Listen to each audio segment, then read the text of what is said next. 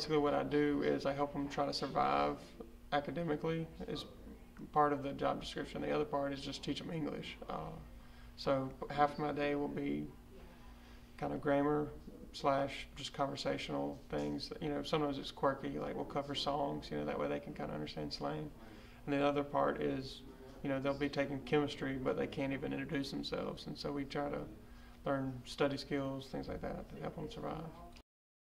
Okay, I would say it comes academic and social will be the two facets that they run into most of the time. Well, academically, they're trying to learn a language, but they only get one period a day to teach them that language. And so for the rest of the day, they're in Mississippi Studies, they're in chemistry, and so they have a lot of stress. I have a huge dropout rate with my Hispanic students, just because when you come in from another school, if you don't have your transcripts and things like that, the school automatically put you in ninth grade because of state testing. And state testing, I don't know if you've faced that, but it's huge. And if you don't pass it, well, you don't get to graduate.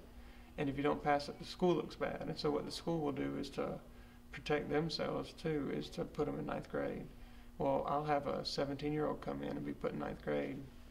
Chances of him finishing. So academically, you have a timer that's constantly going in the background saying, I want to drop out if I don't get out of this fast. And so it's a big part of my job is keeping them in, trying to maintain even family relationships, just trying to help them survive it. The social one aspect of it that I didn't know much about is there's actually cliques within the clique system, because you'll see some of the Hispanics who were born here actually are kind of seen as an upper class citizen to those who just arrived, and so you'll see competition with that.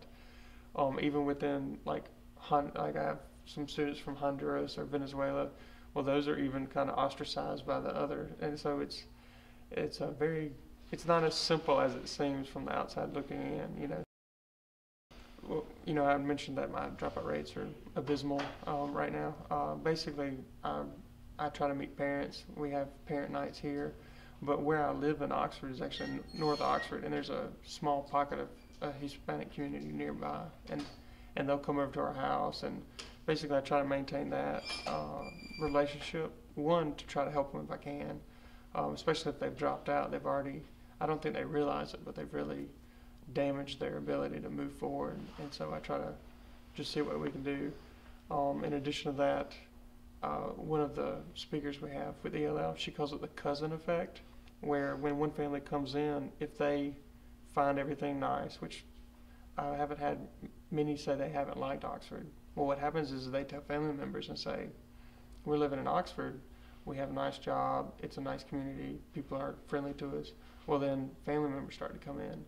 The difficulties they'll face going to college, you can't go to a community college.